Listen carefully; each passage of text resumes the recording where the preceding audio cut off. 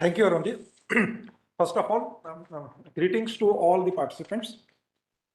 Well, as Arunji has indicated, how important the structural engineering considerations for any of the structures of the country, as the matter may be, that the structural safety is so important for everybody. When we cross any bridge or when we live and sleep in our homes, do we doubt that our structures will not survive?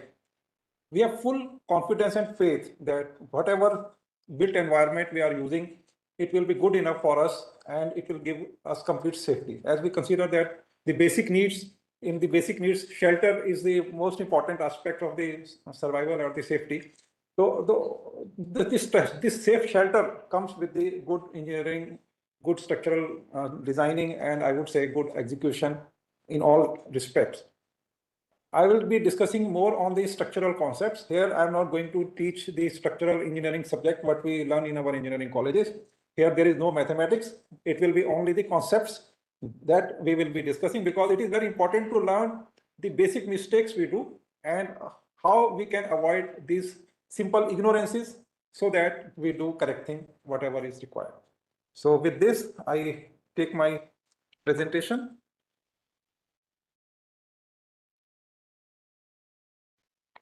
Okay, so as Arunji has already explained that National Building Code 2016 is the prevailing National Building Code, and in part 6, we deal with the structural design for the structural safety. Now, this part 6 has 8 sections divided as per the requirements and the steps, but what are all required to be followed for a good structural designs and selection of different good building materials. Out of this section 1 talks about loads, forces, and effects. Now, why these 3 terms we will discuss, because generally in engineering college, what we learn is dead load, live load, wind load, snow load, only loads. So why we have these forces and effects also added in this title? So we are not only just dealing with the loads, but there will be some other aspects which are very important for the structural engineering in a way that it should survive its design service life. Generally, what happens that when we have if we consider our human life, it is expected that human life should be 100 years. If it is more, that is a grace. Like what we should get is 100 years. Similarly, for the buildings also, we should have some defined life. For large infrastructure projects, we may have target of design life of maybe 150 years or 125 years. For normal buildings, we may target to have a design life of maybe 60 years, 75 years, or 90 years. So how we design it, how we construct it to reach that level. Generally, this is not our perspective to see the design life. Generally, what we see is the strength, that this is the requirement of the strength, and we are meeting the strength requirement. So we have to look ahead from those basic things, and we will be discussing today how we can deal with these things and how our Indian Standards National Building Code is considering all these aspects in directly or indirectly guidelines. So we will be discussing about section 1. Then section 2 is about soils and foundations. Now this is a very, very important aspects. Here we will be discussing here today about this foundation systems asset, though the soil investigation, the soil bearing capacities, the challenges of the soil. This is again a very big aspect. So we will be just touching it, but definitely we should not ignore this aspect that soil is a black box in our system, because superstructure you can design with fairly known parameters. But for soil, definitely we have to investigate more and more so that we know more about the soil behavior under different circumstances. So the soil and foundation aspect is again a very, very challenging subject. We will be discussing that. Then we come to the structural materials which we are going to use for the constructions. Generally, we are passionate about bricks and the concrete, right? But we should know that there are better or different construction materials for different types of circumstances. No single material can be good for everything, right? There will be some merits and demerits of different construction materials. And our Indian Standards and National Building Code tries to cover almost all important building construction materials. And the important area of conventional construction materials is the timber. If we see hundreds or thousands years back, the construction was with timber mainly. And even if we see the hill stations like Shimla, or if you go in northeast upper areas, what we would see is very nicely made houses of timber or bamboo. Now, in engineering fraternity, many of us would say that these are the non-conventional or non-engineering materials, that how would we design it? We do not know how to calculate the forces and how to make the design of that. So I must say that they should read this National Building Code of India, wherein complete details, guidelines have been provided for the designs with timber and bamboo. Besides the basic flexural strength, tensile strength, compressive strength, you can see a lot of information for the connection designs as well. So we will be touching on the timber and bamboo designs also. Then section 4 talks about masonry. Masonry, we all know that generally we use brick masonry. Generally, clay, burnt clay masonry bricks we generally use. But besides that, in many of the areas of our country, we use stone masonry, block masonry, and so many other construction materials for the masonry purposes. Then we have concrete material, which is properly engineered material. Nowadays, everybody recognizes it. And in concrete, we have plain cement concrete and reinforced cement concrete. And when we have plain cement concrete, we have small structures wherein we may not require reinforcement. And in important structures, generally we are using reinforcement. Now, in reinforcement, at this moment, we are currently talking about steel. But it is not that only steel can be considered as reinforcement. Reinforcement could be some other wood materials also. And now we have Indian standards for stainless steel. We have glass fiber GFRP bars. And maybe in near time, we may have some other new good materials which can be used as reinforcement in the concrete. At this moment, we would be discussing more on structural requirements and steel considerations for the RCC. We have pre-stressed concrete also. And what is pre-stressed? It is a system wherein we compress the steel, we compress the concrete with the help of steel wires or tendons, so that we can control some deflections and we can improve some properties, and generally preferred for large span structures. In bridges, it is very common to use, and now in buildings also, where we have large spans, we are using pre-stressing in maybe beams and slabs also. So we generally call it as PT beams and PT slabs when we talk about buildings. Section 6 of this part 6 of National Building Code talks about steel. Now, this steel is the structural steel. Generally, in our engineering colleges, we study how to design using IS 800. So this section 6, steel or structural steel, gives us the guidelines that how we can design using this structural steel as a building material. Section 7 talks about prefabrication, systems building approach, mixed and composite construction, and a sort of new concepts of the faster constructions. Wherein this section 7A talks about prefabricated concrete, and in 7B it is talking about systems building and mixed composite construction.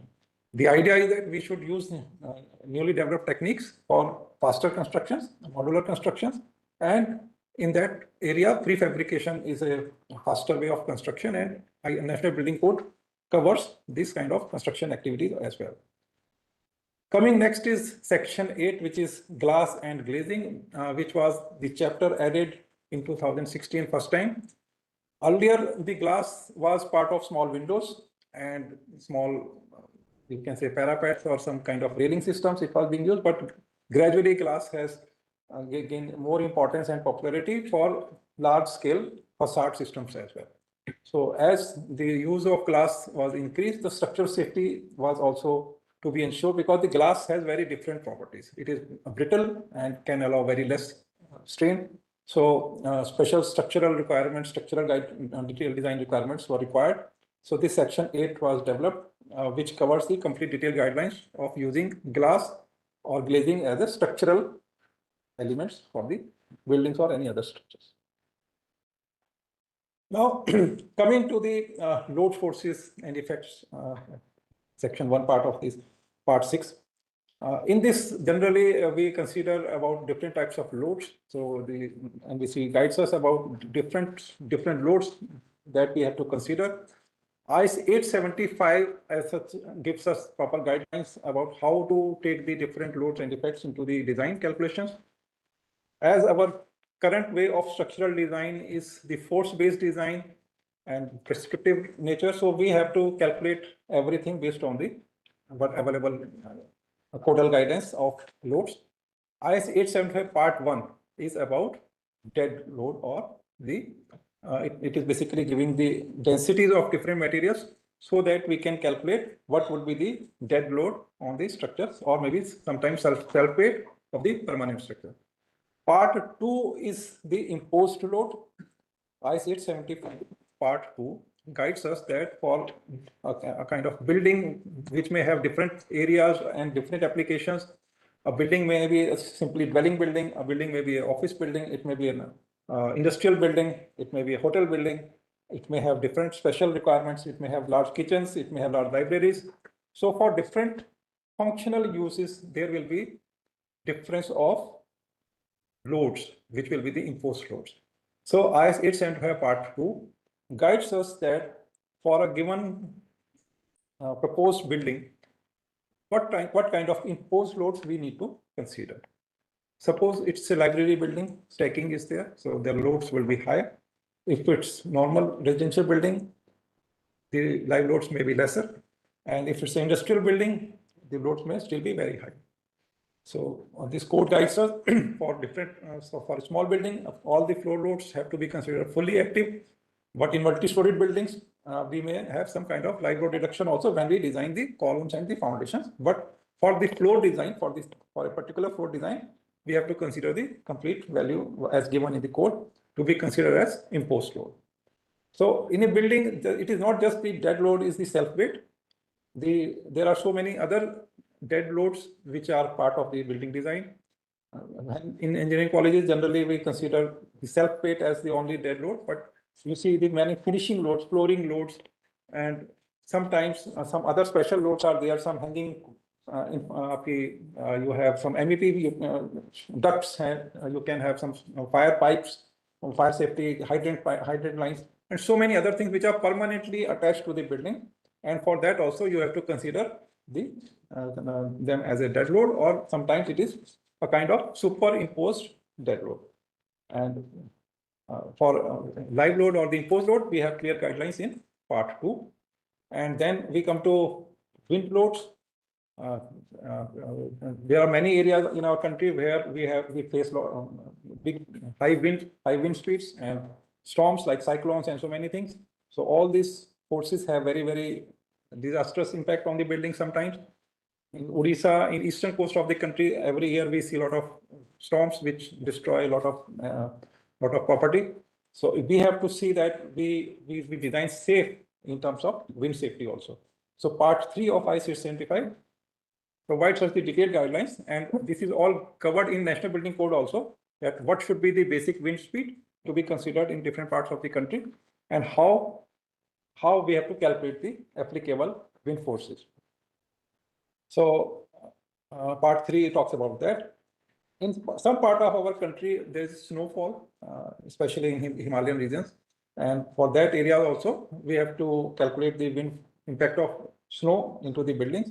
And for that, a complete detailed guidelines, which was revised in 2021, IS 875 Part 4 gives us complete detailed guidelines. And this aspect is covered in National Building Code of India also, that how we have to calculate the snow loads when we design our building. Now, we have talked about dead load, live load, wind load, snow load. But what is left is basically, one is the earthquake load we have not discussed at this moment. And there are many other, I would say, forces and effects. Now, we have tried to cover these special loads or effects in Part 5 of IS 875 as part of National Building Code, which talks about some kind of overturning loads effects. Then you have some temperature effects. Now you might be aware that a building, if it is very long building, suppose a building is 60-70 meter long, and if we are making it as a one integrated monolithic structure, then there may be chances of some cracks in the building just because of thermal effects. So what our code guides is that for a building having larger lengths, at every 45 meter or so, we should be having a expansion joint, so that our buildings remain within a length wherein the effects of temperatures are taken care automatically with the help of our basic guidelines, what we are giving for the structural design. If the building is designed normally as per the codal provisions, the effects of temperature will be taken care without any additional requirement of analysis or any additional requirements of any other design. However, if you have a building, say 50-meter long, and it's kind of special building wherein you do not want to provide a expansion joint, then how can we make it? So code allows us, enables us that we can do it, but if we have to do it, we will have to analyze for the temperature loads or temperature effects. So the National Building Code gives us the details that how we have to consider the effects of temperature. Similarly, there will be some kind of hilly terrain construction wherein there will be the foundations at different levels is the practical consideration that we cannot avoid. And there may be some kind of, say, liquid retaining structures or some other structures which are integrated as a part of the main building. So for all these kind of complications and complex effects, details of loadings have been given in part 5 of the IS 875. And mostly all critical requirements are specified in National Building Code as well. Now coming to the earthquake. Now for earthquake loads, now first question again coming to me is, though we are designing earthquake safety as a force, but is it really a force? Yes, anybody?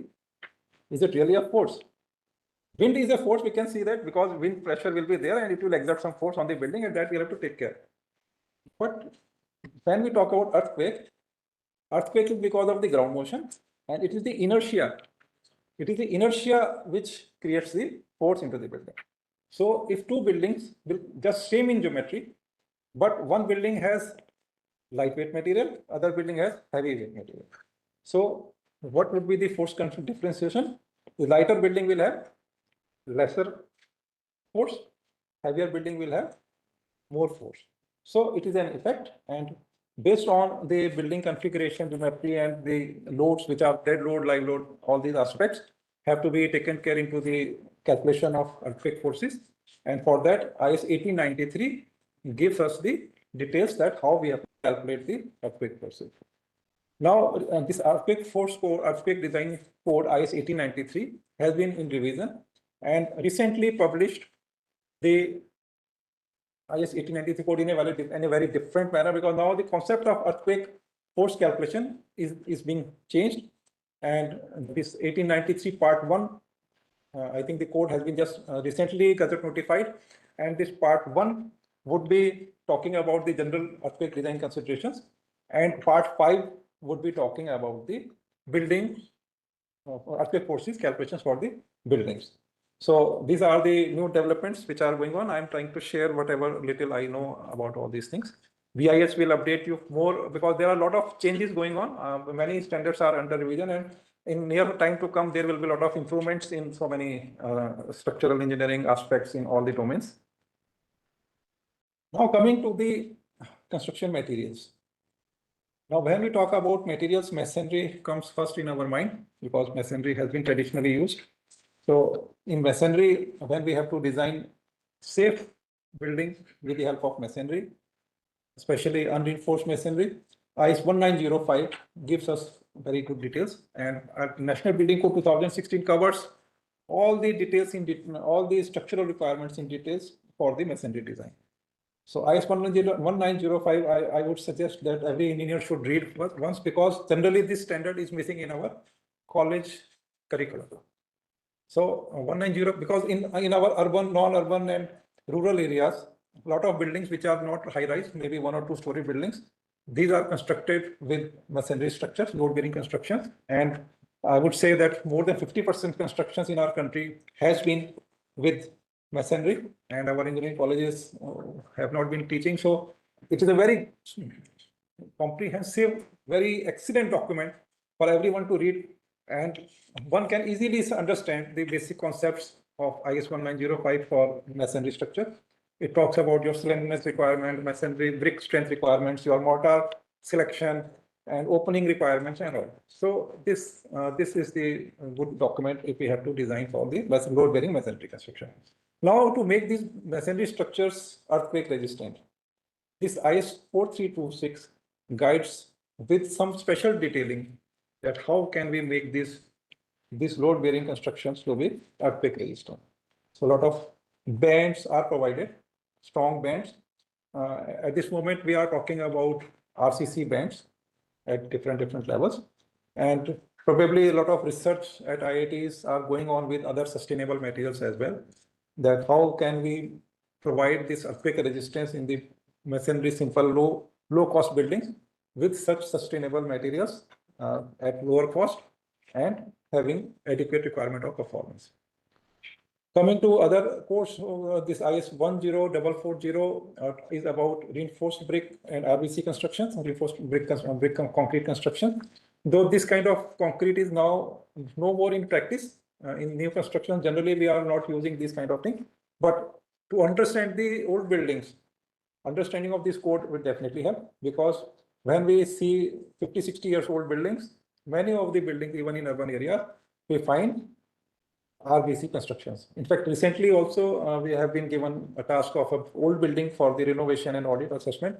And when our engineer visited the project site, it is in the Lothian zone near near India Gate, and that building has the roof system with RBC. So it is not that this standard is no more existing for the use. This standard is still very implementable because we see older buildings also having this kind of constructions. Then we have IS 13828. This standard is also part of National Building Code, because when I am talking about National Building Code 2016, so I am trying to cover the different aspects of structural safety which are covered in National Building Code 2016. So when I am talking about a specific Indian standard, this Indian standard is part of National Building Code and specifically giving structural design requirements. And this is very important standard when we want to improve the earthquake resistance of an existing building. When I talk about IS 4326, it is for a building when we have to construct a new building with load bearing construction system, wherein what we should do to make it earthquake resistant, that we can take it from IS 4326. But for the existing buildings, if we have to improve the earthquake resistance, we can definitely use IS 13828. Sir, just one, as you sip your cup of tea, one question and one update. The question is to the participants, to the students and faculty members. I remember during my time and your time also, we studied 1905 or the basic masonry design. In how many of your colleges and institutes particularly is masonry design being taught? Just give a thumbs up on this WebEx, or you can put it in the YouTube also, because we are live streaming it. And that is one thing. And second thing, sir, you just mentioned about 1893, and I was checking up. As we have started this lecture, both part 1 and part 5 of 1893 2025, the revision on the basic design has come out in our eSale portal. As we'll be finishing this particular lecture, we'll be giving that link also, how to download the latest edition of 1893 on part 1 and part 5. The earlier part 1 got subdivided into two standards, part 1 general and part 5 on buildings. Just an update, over to you, sir. Yeah, thank you, Arunji. So it's a good news that it has been uploaded in the portal, and now everybody can see the part 1 and part 5 of IS 1893, which is now in a different format, in a different shape, and it's very logically explained the calculations for the earthquake forces. Now coming to the popular standard IS 456, which we have been using for designs of RCC structures, plain and reinforced concrete structures. So lot of things here. I will be discussing many things further in this session. So it is the basic code which guides us that how we have to take care of the bending moment, flexural forces, your tensile forces, shear forces, torsion, and in plane, out of plane, a lot of forces and bending moments. So all these things we have to deal for the design of the buildings, and that is being taken care by IS 456 guidelines. IS 13920 is again a very important document. When I will be discussing about some important aspects of earthquake safety. This standard, earlier it was published in 1993, and during my graduation phase, it was just a recent update that something is called ductile, and before that it was not a concept in the engineering fraternity, and then it has been updated in 2016, and again a lot of improvements are being done for this kind of ductility parameters. So this document gives us a complete detailing system which can help us in earthquake safety. So I will be talking about during some discussions. So the crux is that we have in our country a lot of constructions which are non-engineered and which are engineered.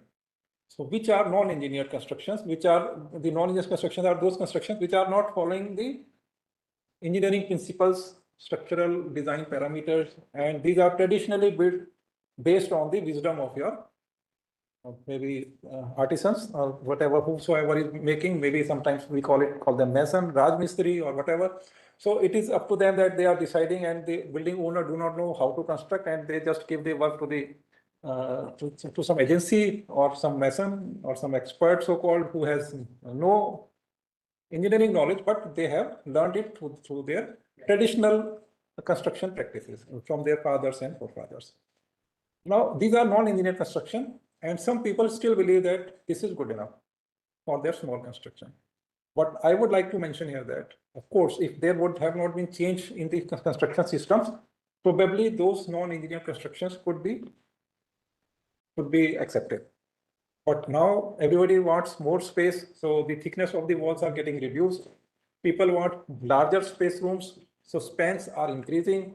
So with those changes coming up in the construction, without any computation of the forces and the bending moments and the engineering know-how, somebody may go wrong based on their experience. They cannot compensate the requirements of these thinner construction and the larger space constructions. So we have to see that all the construction of the country move towards engineered constructions. And in engineered constructions, when we call it, whether it is of masonry, timber, bamboo, or anything, it has to be a thoughtful design, calculated forces, calculated risk, or calculated safety. I would say if we know that what we are making is having this kind of behavior, or it will have this kind of performance, then probably we will be going in a right direction. So we have to move towards engineered construction. And for the engineered construction, what should be our aim? Our aim should be that the structures should perform satisfactorily. They should live satisfactorily. They should perform satisfactorily during their intended service life. I have used word intended service life because some structure, as I discussed, we may require, suppose some structures may be temporary construction, maybe for 5-10 years life, some may be for 50, 60, 80 years life, and some may be more than 100 years life. So whatever is the intended service life, the structure should perform satisfactorily. So this should be the first aim of the engineering design or construction. Second part is the sustain all kinds of loads and deformations of normal construction and use. Why I have used word deformations also? Generally, we calculate for the forces, but there will be some deformations as well. Due to temperature, we will have some high temperature expansion, winter season shrinkage. So there will be some deformations.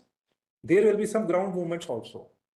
Now, we will be discussing further also, but here I would like to point out that when we have a bearing capacity, soil bearing capacity defined, it is defined with some ground settlement. There is nothing called zero settlement SBC. So when we talk about different foundation systems, we consider thoughtfully that for a kind of foundation system, what could be the allowed settlement, and for based on those settlement assumptions, we have to calculate our SBC. So when normally a soil consultant investigates and calculate, there are two different parameters. One is the shear strength of the soil, and other is the deflection. So we have to be safe in both the way. So there will be a lot of movements in the buildings. So all these buildings movements or deformations should be controlled, and the construction should be able to sustain all these loads and deformations. Now, third part is the adequate durability.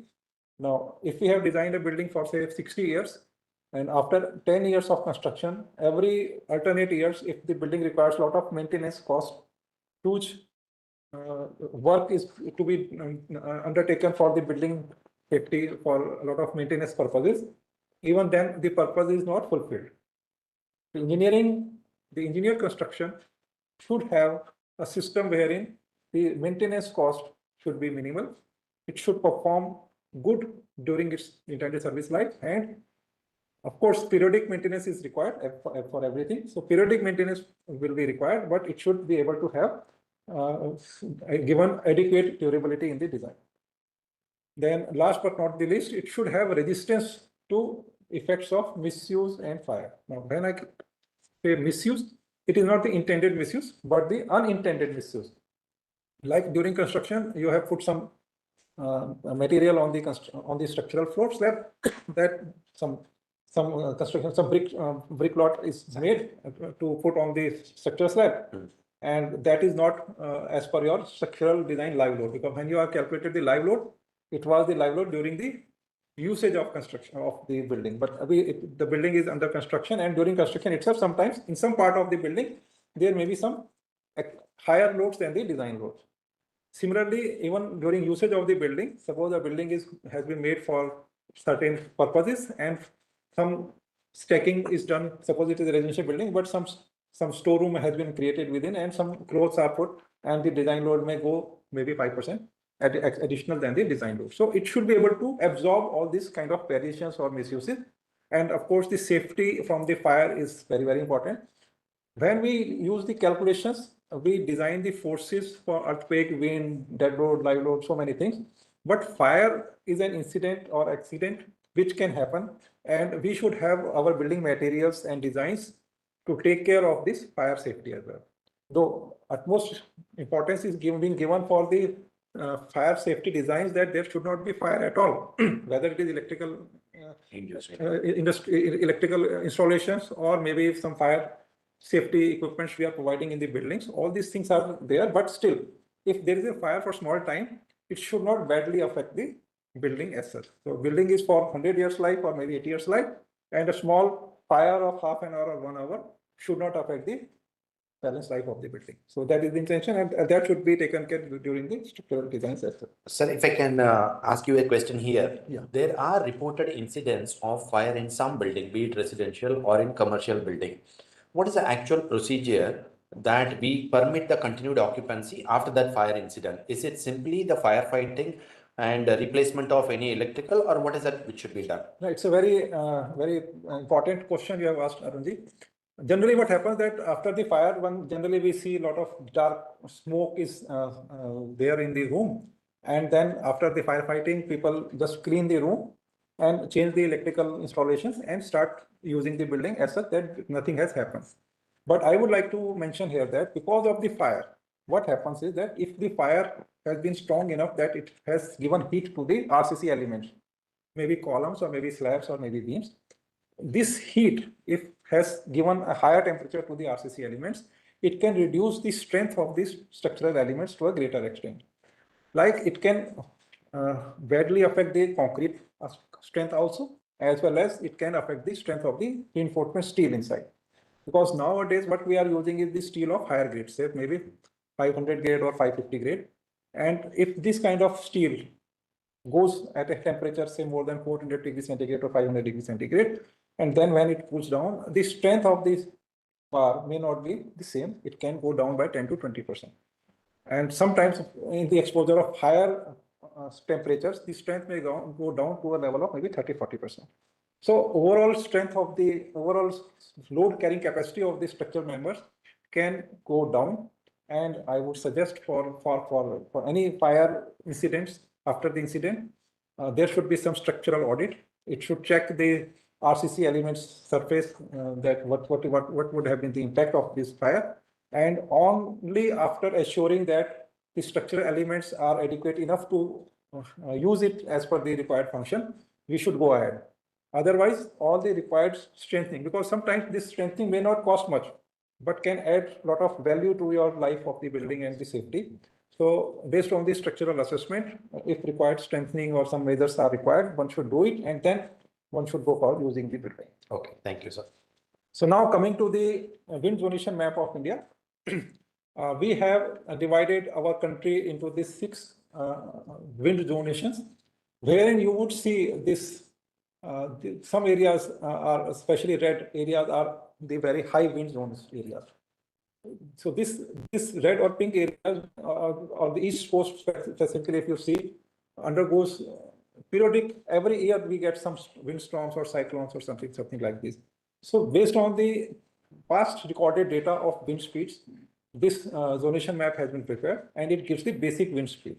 So our code guides us that how we should calculate the wind forces based on the wind speeds, and the wind speeds we have to consider as per the wind zonation map. We have a wind cyclone map of India also, and we can make use of this also if we have to be very near to the coastal areas or the areas where the cyclones occur. Now coming to the disasters or the devastations we get from the wind forces or wind effects. We see in this picture that this uprooted columns are visible in these photographs. Now, generally what happens is that when an engineer not having much exposure how to design for the wind forces, generally when they design it for the gravity loads and for small buildings or small sheds, generally the gravity load is very less, because if it is having a sheeting has very less load. These steel structural members have very less load. So maybe you are getting, say, 1 ton load at the base for a column. Now for 1 ton load of a base, now maybe you are requiring 300 mm by 300 mm size of footing, 1 feet by 1 feet. Now for this kind of situation, if we have ignored the wind load implication, then we can see this kind of bifurcation. So what happens when there is a wind? The wind provides thrust. Now, because of this thrust, there may be one side compression, one side tension. Suppose this is a portal. If there is a wind, my right arm is going up and my left arm will go down. So this effect can be there. If the wind is from this side, it can have like this. If the wind is from this side, it can have like this. So one column may be in compression, one may be in tension. So because of wind, some kind of forces would be increasing on one side and there will be some tension on the other side. Now, wind has another property. Now, when wind blows over the building, it gives the uplifting effect also. Now, if there is a strong wind, it will give your building a uplift effect.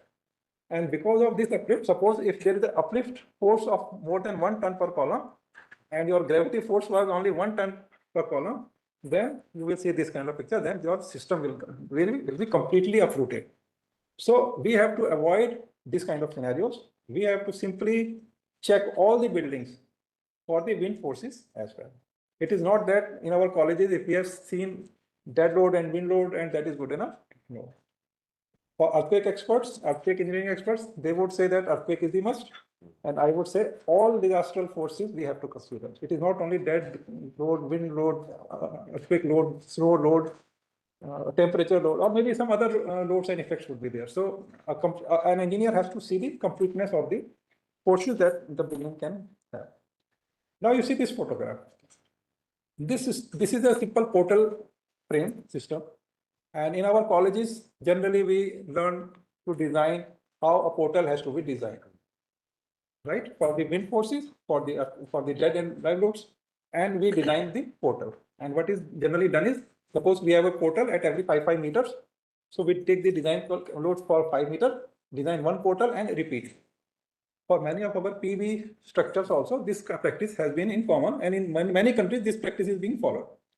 Now, at few designers generally do the 3D analysis of these structures. If the buildings are complicated, different spans varying, then of course 3D modeling generally people do. But for simple portal design structures like hangars or these kind of warehouses or normal buildings, generally people do the portal frame analysis and design the portal and repeat it.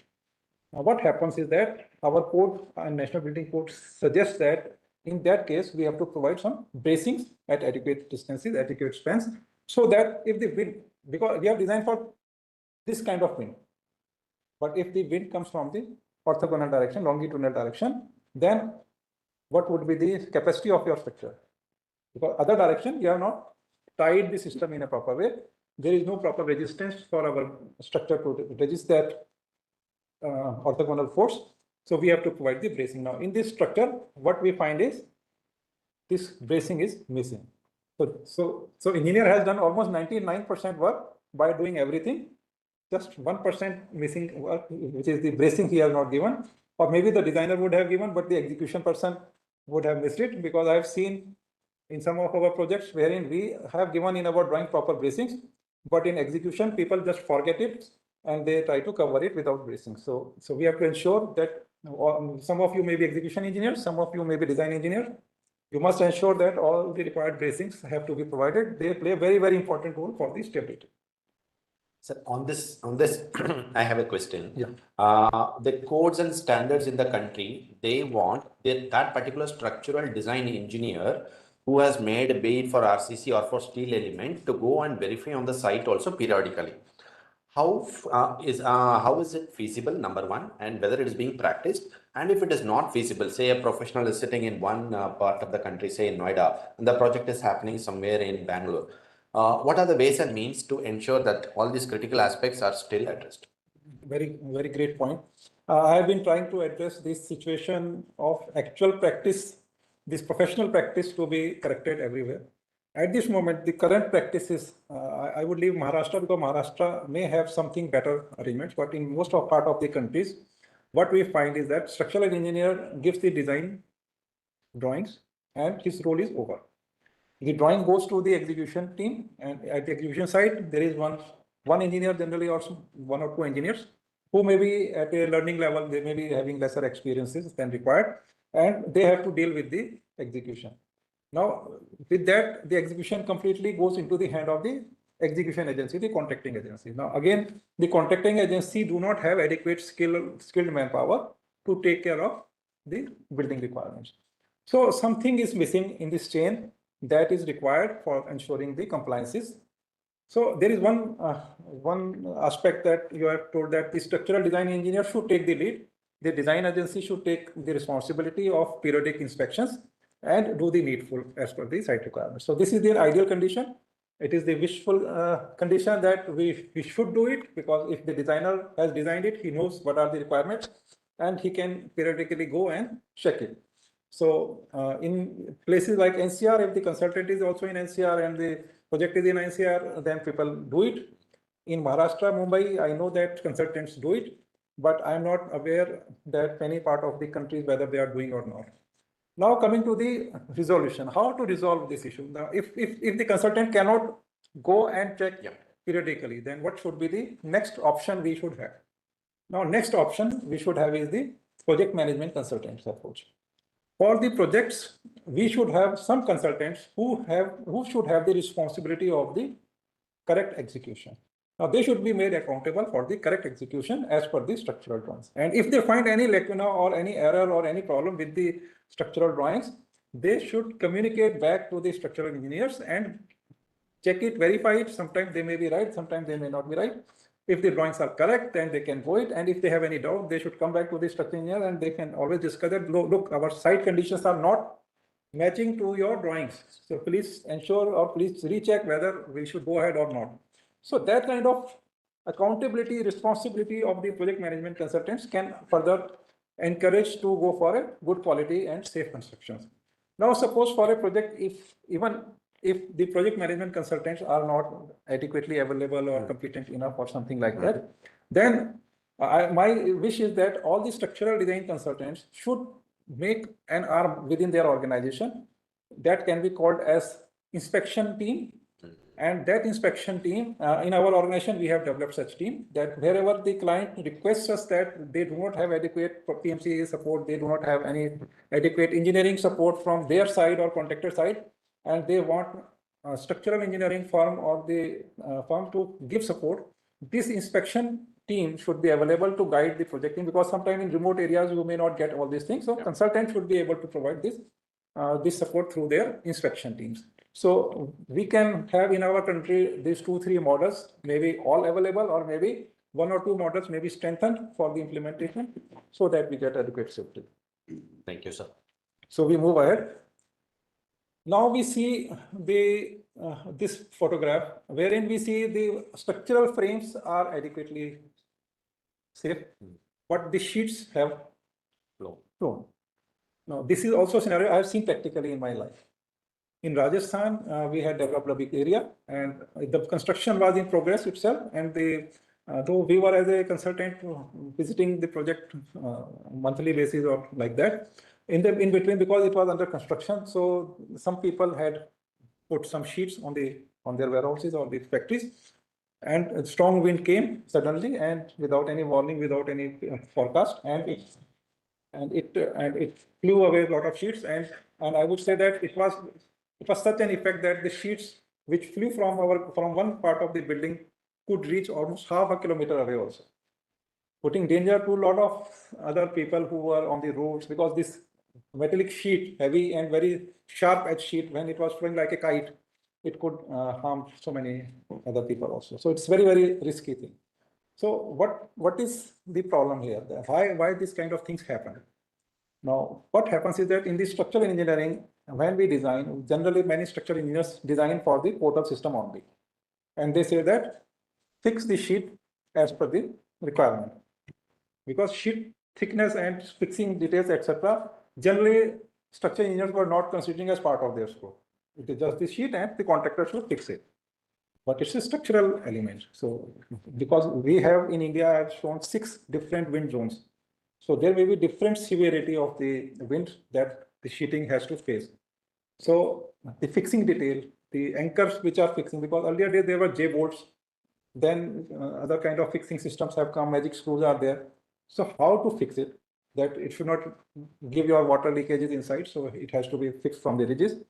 And then what should be the thickness, length of the anchor, and what should be the spacing of the anchor? All these things need to be calculated based on the wind zonation system. The thickness is also sometimes becomes inadequate if your spans are more or something like that. So sometimes you have to increase the sheet thickness also, because sometimes it is not just the failure of the anchor, sometimes it may be a failure of the sheet itself. So you have to see that what should be the thickness of the sheet and how we have to make the fixing. Now, through this photograph, I just want to show that it is not that the standard drawings or these lattice towers, which are standard everywhere constructed, are safe everywhere. And these standard lattice towers have been made and have been in practice for construction and usage for so many years. These are BI, generally BI towers. But sometimes a building which comes besides it, now there is some construction, and besides this lattice tower, a building has come up. Now, what would be the effect of wind? Now, if the wind is blowing in this direction, then there may not be any issue. But if the building is coming and the building is restricting the wind, then there may be some eddy wind forces created. And if the wind rotates and if there is eddy formation, then what would happen? There will be a lot of torsion which can come into the system. Now, this lattice tower may not have been designed for that torsional force. And that is how it can badly affect the safety of this towers. So we have covered the wind. Now coming to the earthquake aspects. Now we see this zonation map of India, this map of India, wherein some circles are shown. You would see these circles are spread all over the country. These are the recorded past earthquakes in India. So these are the recorded past earthquakes, and the smaller circle means smaller earthquake, larger circle means larger earthquake.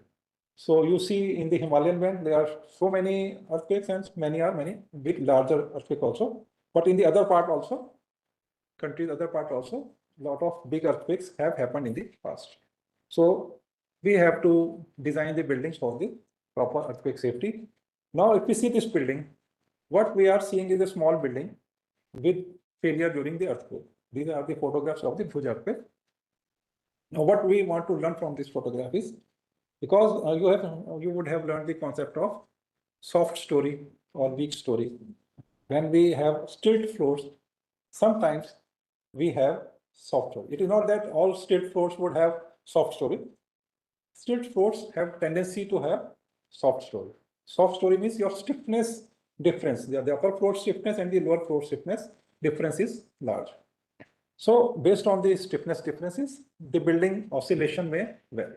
Stiffness is resistance to deformation, right? So the building upper part has different resistance to deformation and lower part has different resistance to deformation.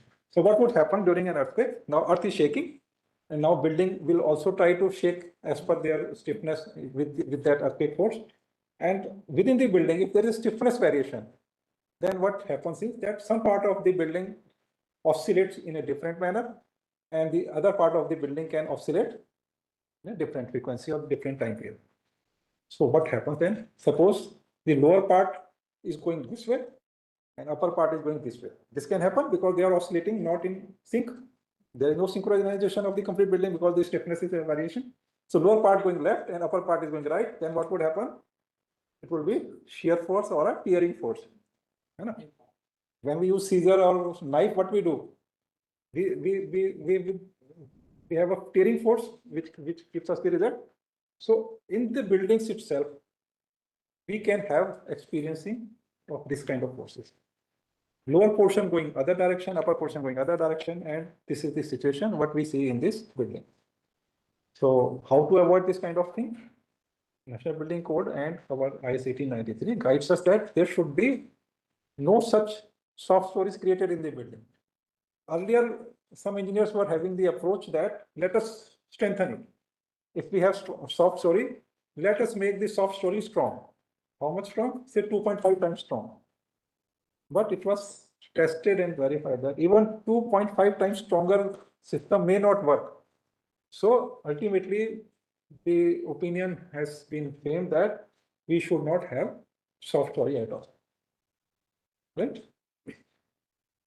Now coming to these photographs. Now, when we design our buildings, sometimes we provide shear walls, strong columns, moment frames, and so many other things to resist the earthquake forces. Now, in this upper picture, you see there is a lift core, which is very strong RCC system. And the left-hand side of the photograph, you are seeing there is a building which is 1 story lower. So it is not that the building is 1 story lower, it is basically because of the failure, the building is looking at 1 story lower, but actually the building was up to the lift wall, the core wall where you are seeing the 5 stories standing. Why it happened? It happened because this core, which was designed to help the building, could not help because there was no proper connections. If the connection is not proper, then how would the shear wall take the shear force? And when I was taking this lecture in a corporate training, and then we went to site to explain the things at site, and there was one construction going on, and there it is the recent time also. Well, don't see that these are the Bhuj earthquake photographs and these constructions are 20, 30, 40 years old.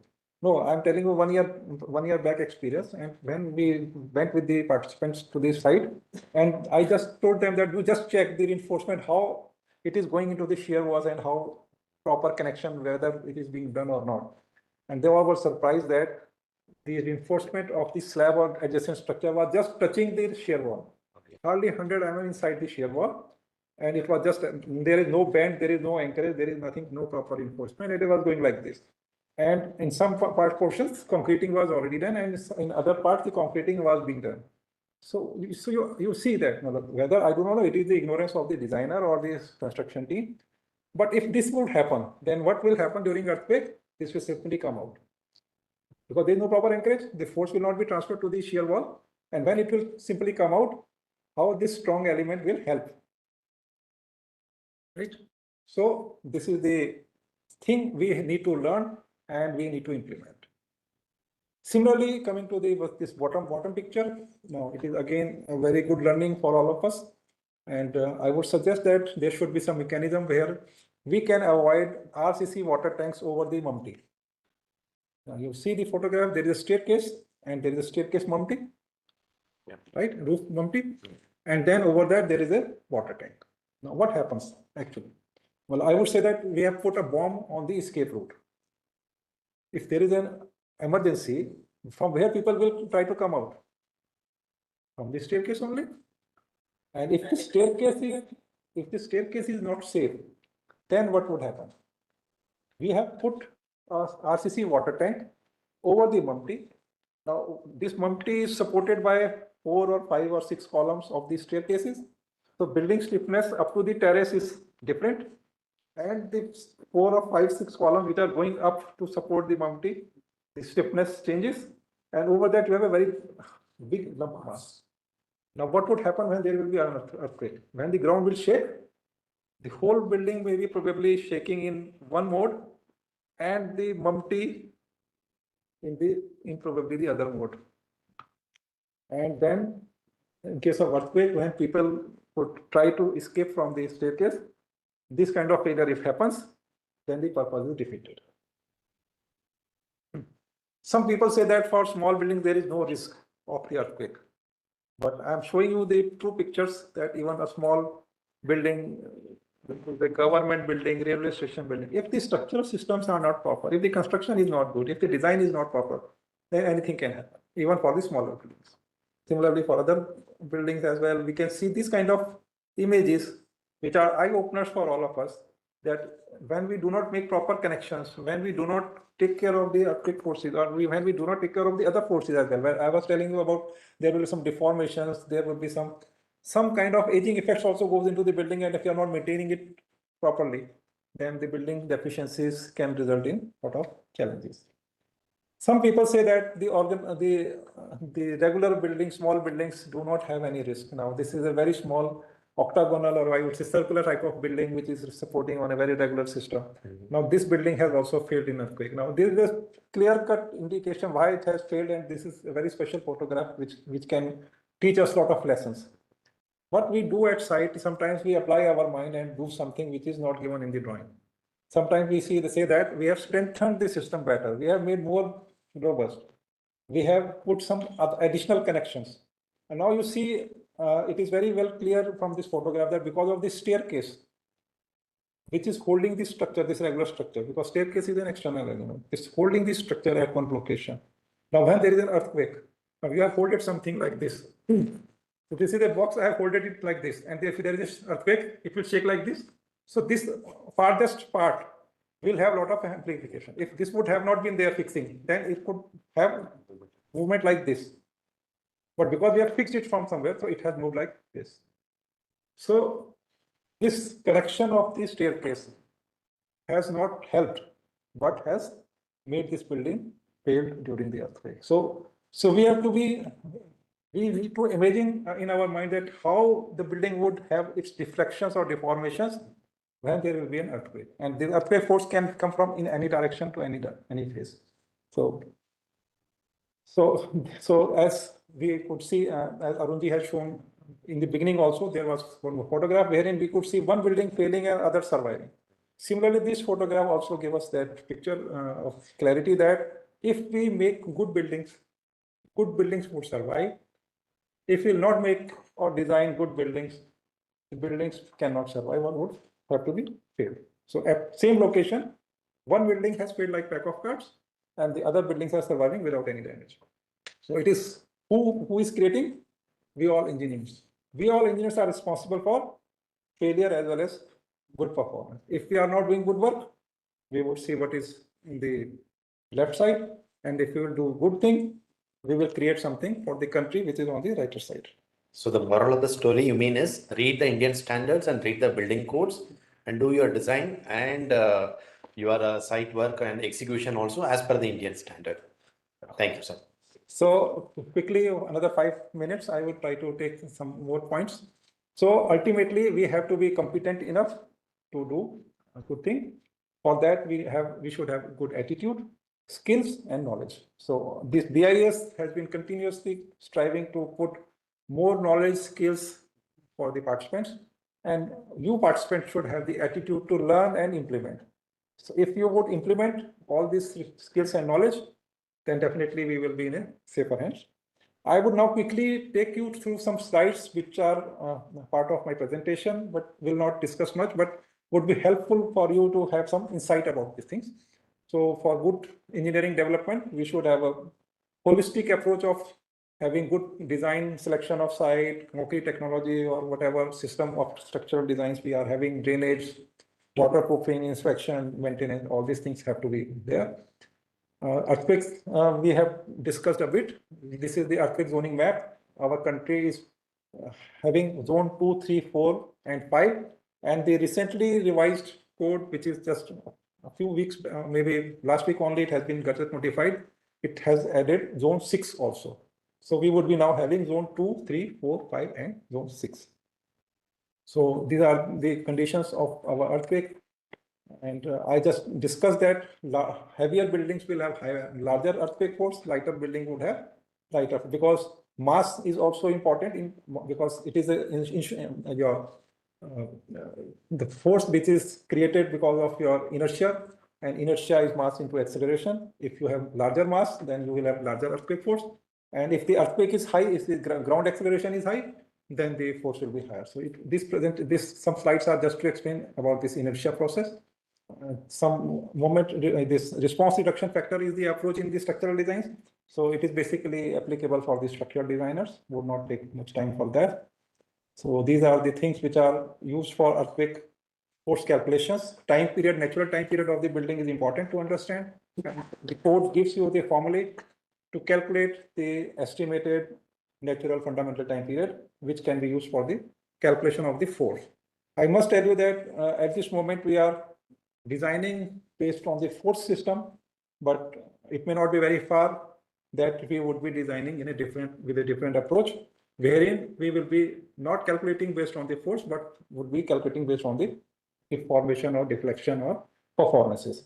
So it is now high time that we should understand that we have to develop ourselves to have more knowledge about earthquake and the effect of the earthquake into the buildings. So these are some slides which guides us how to calculate, and attributes to perform well during an earthquake. Our structural system should be very robust. As I told, we should not have any scope of soft story or weak story. There should be some good lateral elastic stiffnesses so that our deformations are not too large. There should be some required adequate lateral strength so that in case of lateral deformations, our building structural element should not fail. It should have adequate strength and it should have adequate ductility. Now, ductility is very important to be understood, and many people do not properly understand the ductility, but just do it as per the guidance. So I just want to have one statement of ductility, that ductility is a kind of property given to a system which will allow deformation without failure. So by providing ductility, we are allowing the deformations. We can allow more drift or deformations, but the structure will be stable, sustainable. So for economical design, for high performance design, adequate ductility in the system is going to help us. Now, some people would say that Taj Mahal or many other buildings which were constructed hundreds of years back, those buildings have not been designed with ductility. Then why IS code or our systems is pushing for the ductility? So we have taken some slides for that we can have both systems. One is strength-based system and other is the ductile system. As per IS 456, we can design it. But the difference is that when we have strength-based system, our structural elements will become very, very thicker. Your requirement of steel will be high. And then during an earthquake, if the earthquake force is slightly higher than what it has been designed for, the structure will fail.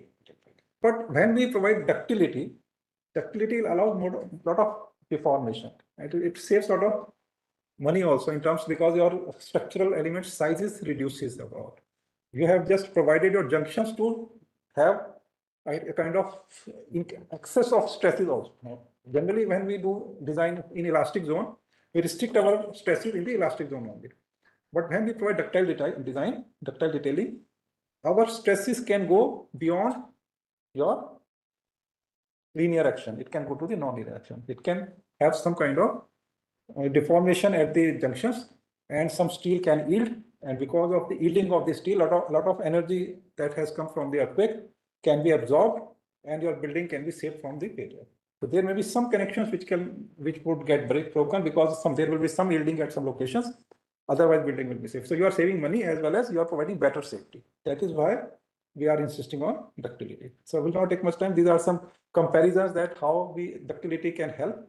The energy absorption in ductile system is fairly high. The area, what we see here, this is the hysteresis loops, which are giving you good performance when we are designing with the ductile design.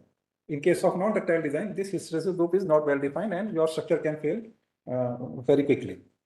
So in this slide, you would see that the bottom part, the flexible part or the ductile part, has a lot of energy absorption capacity, whereas in the strength-based design, you have very less capacity for the energy absorption. So generally, what we find without earthquake, probably we feel good with this strength-based design. But when we are in earthquake zones, we cannot take chance. So these are some quick safety requirements. I'm just skipping.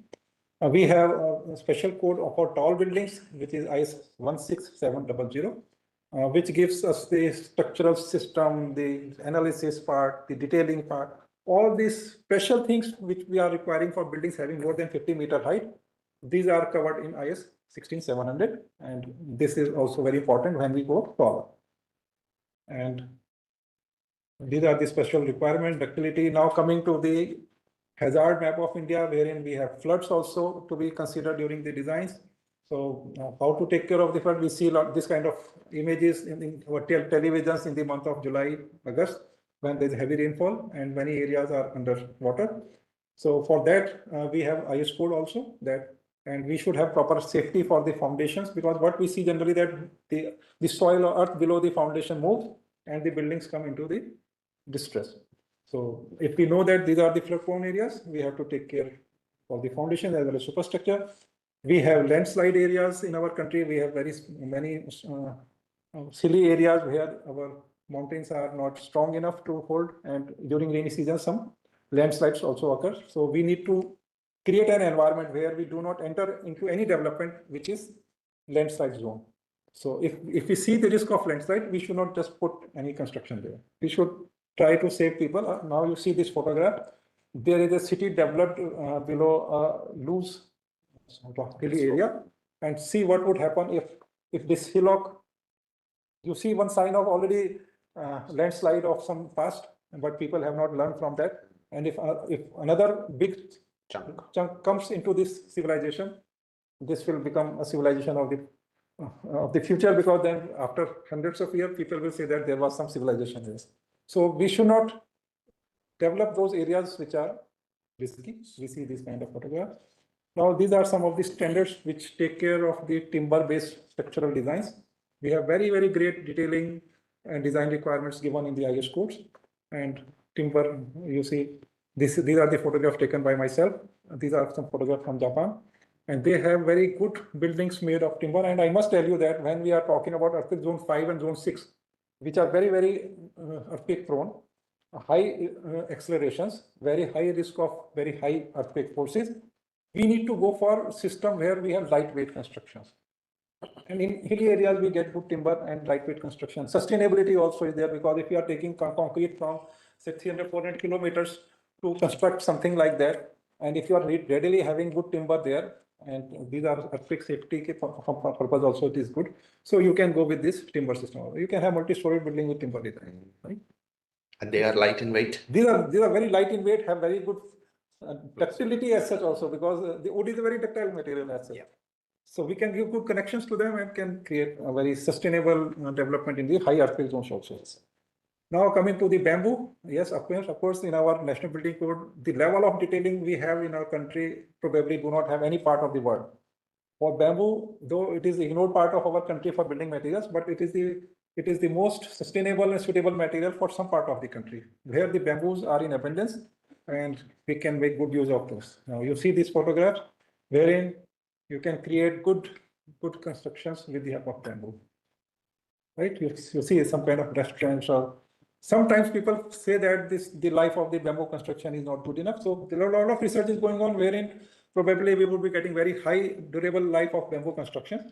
But where we want 15, 20 years life of a development, at least for those areas, we can definitely go for bamboo constructions, sustainable constructions. You can have proper connection joints, everything we do for other kind of constructions. You make foundation with RCC, bevel joint, and group bamboo joints, beam column connection joints. All these things can be done. And with this last slide, I would like to say that it is not the natural disasters which kill people. It is the inappropriate built environment which collapse and kill. It is not only earthquake or wind or anything we should blame to. It is all about us. If we do something good, we can create good things. So we all engineers must strive to contribute to a built environment which is safe for the safe and habitable. Thank you all for your kind attention. Thank you very much. Yeah, thank you very much, sir, for your excellent lecture mentioning